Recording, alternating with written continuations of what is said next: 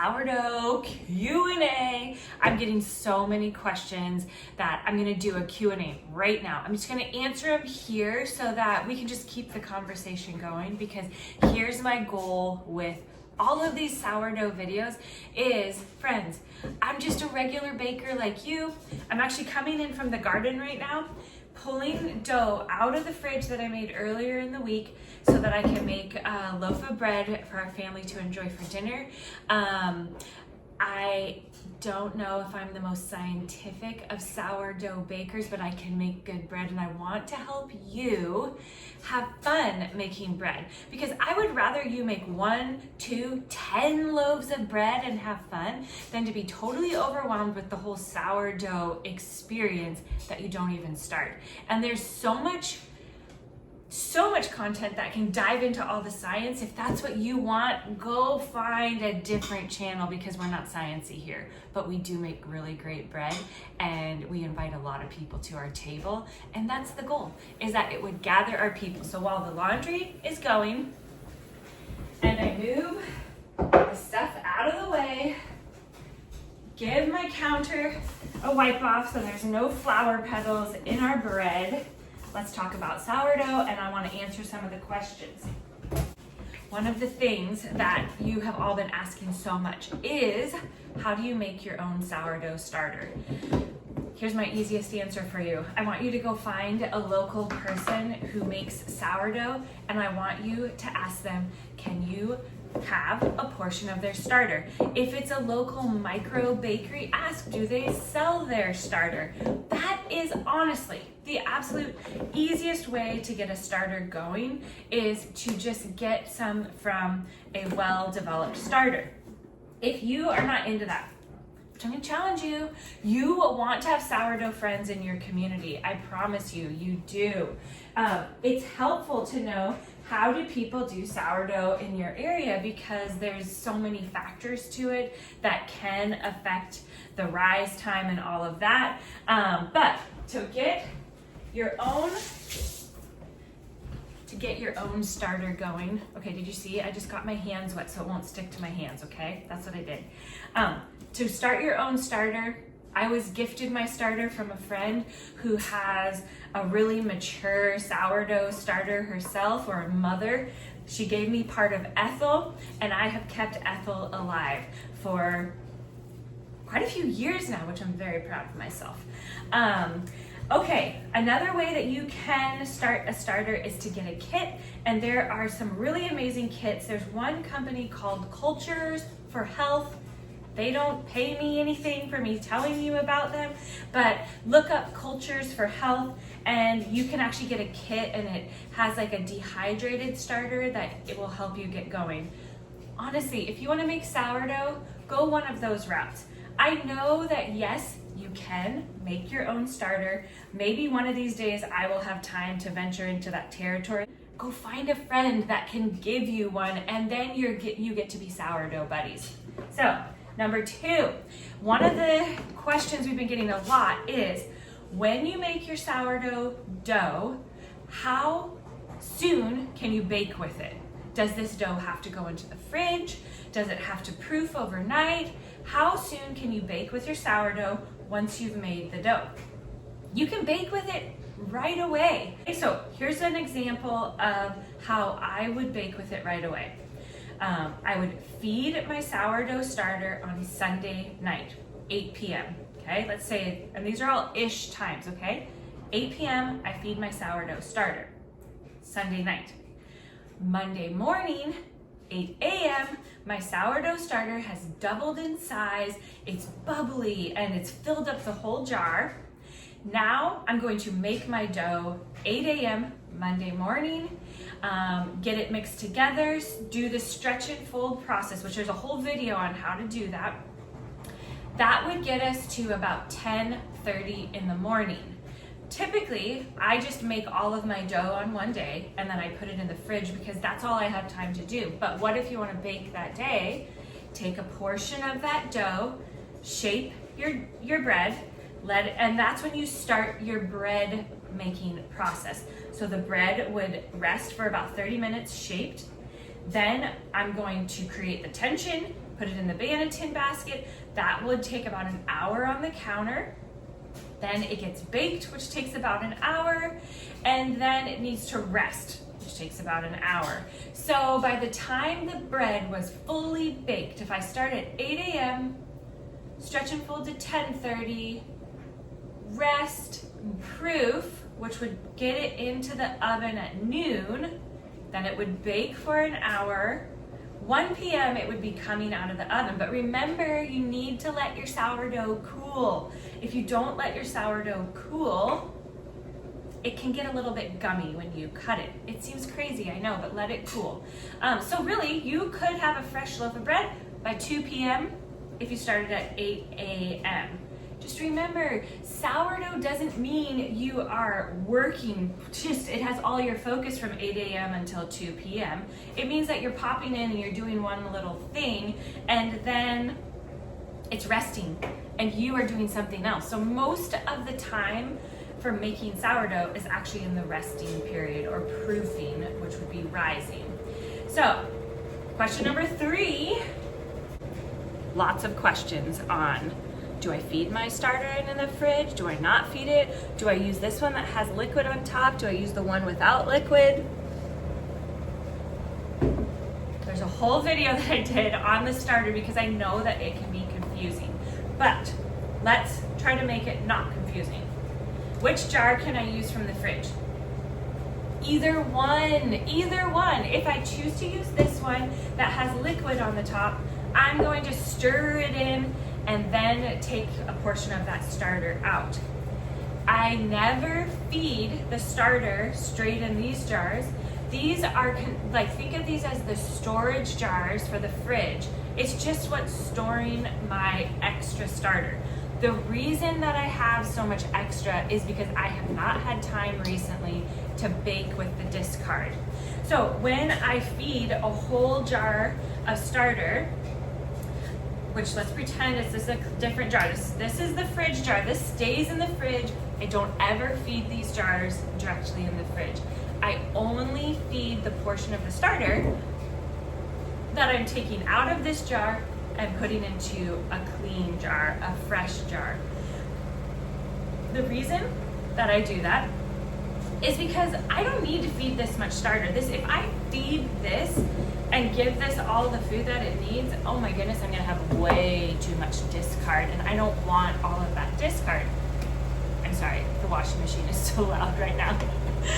So when it's time for me to bake, I take one of these jars, either one, out of the fridge. I take the portion of starter out of it, I feed that, and then I'm on my way with baking. This jar, what I don't use, goes straight back into the fridge.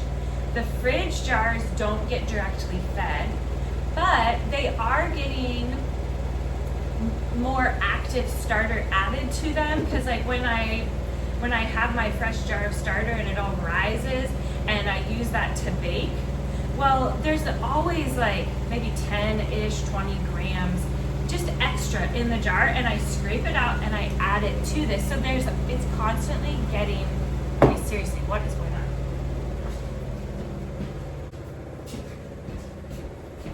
The washing machine just wants to be part of this video, I guess. These jars are always getting a little bit of extra starter put back into them, like active starter, but these jars live in the fridge. I don't feed them directly, but I can use either of them, okay? Question number 4. What if I've been feeding my starter different ratios than what I put in one of the videos? That's okay. The ratios that you feed your starter are directly related to how fast your starter is going to grow and rise.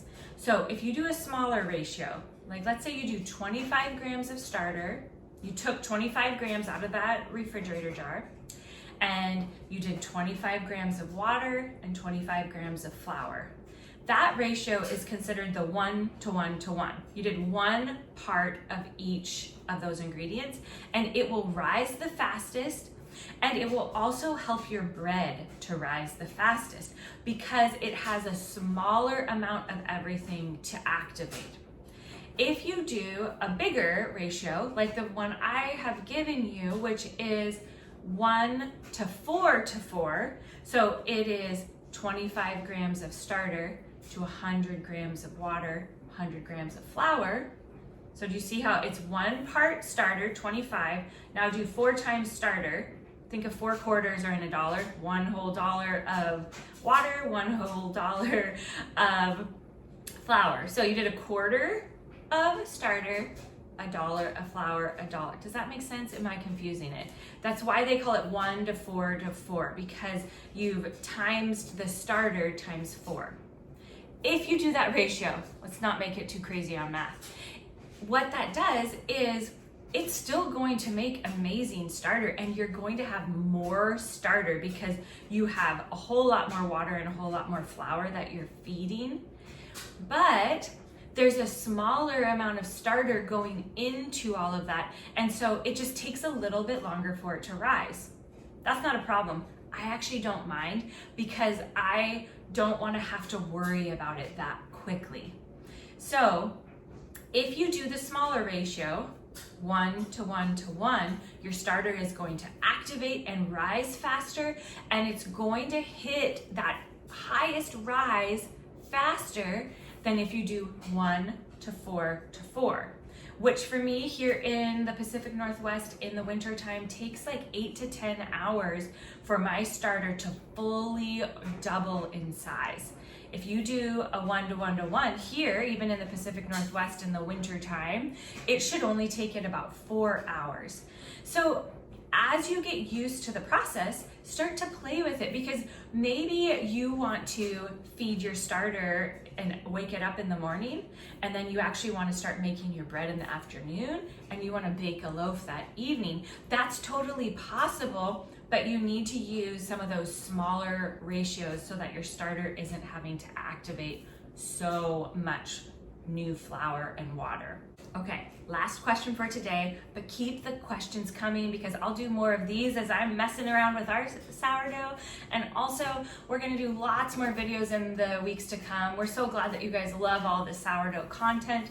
New videos are coming. Just bear with me because we do these videos quite literally when I'm baking in the kitchen. And so you get videos when I'm on baking day and I don't always bake. That's the beauty of sourdough. You don't have to always use it. Yay. Okay, actually, I have 2 things that I'll do. Almost the last question is, how long can my dough stay in the fridge? So you do a big batch of dough, how long can it stay in the fridge? I try to use mine within a 10-day period. So this dough that I'm using today, I actually mixed up 8 days ago, and it's been in the fridge, and I'm making a loaf of bread with it today. So you all asked, how long can it stay in the fridge? I use it after 10 days. What I found, at least with this ratio or this recipe for the dough, after the 10-day mark, it's not that anything's wrong with the dough. You can still eat it, but I feel like it has hit that peak proofing point. And so if it goes too much further than 10 days, what I would say is you can still bake with it, but make focaccia bread. Make something, or pizza, something that's flat that you don't need it to have that huge rise. The second question around that is, does it get really sour tasting the longer it stays in the fridge? Yes, it does get more sourdough flavor, but here's the cool thing. We had friends for dinner for pizza night a couple weeks ago, and we were sitting there eating. Our friend had eaten a bunch of it, and I said something about it being sourdough, and she was like, "This is sourdough pizza dough?" I was like, "Yeah."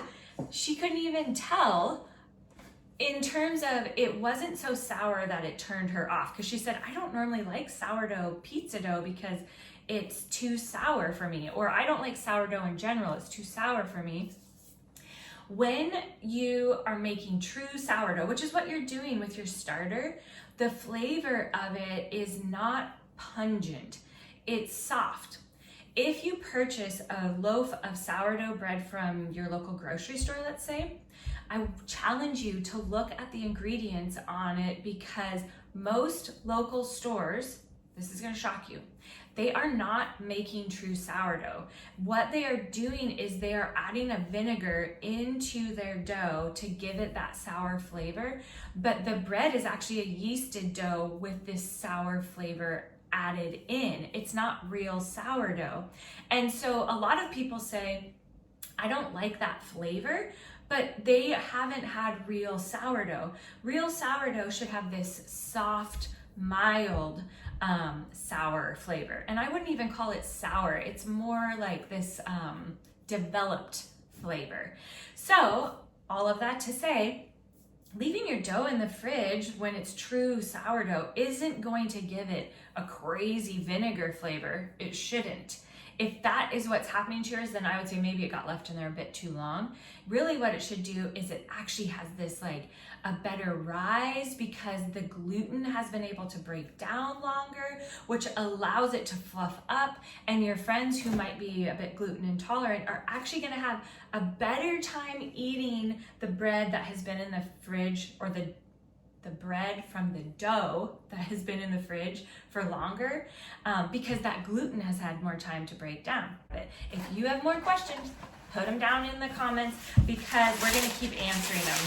So, I think I've been talking long enough that now let's make some tension on our dough. And I'm gonna show you how I do it so that you can be reminded.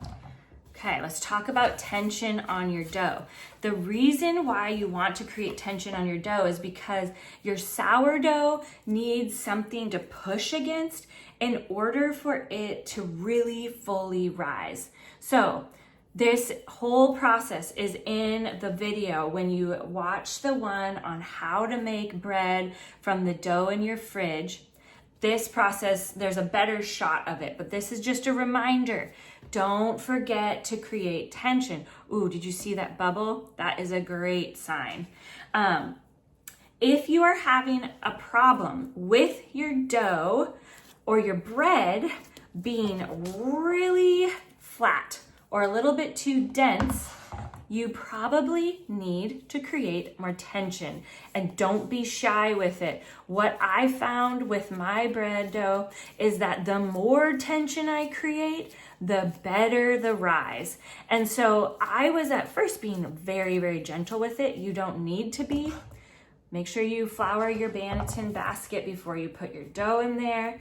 And now I've squished it together a lot so that it will stay. I'm gonna put just a little flour on there. Because this is gonna get baked today, I'm putting just a little bit of flour on there. It's gonna rest and then it's gonna go into the oven. So I'm headed back out to the garden. This is gonna rest on the counter for about an hour and then it's gonna go in the oven. But throw more comments and questions below and we'll do another sourdough question and answer video next time I'm baking.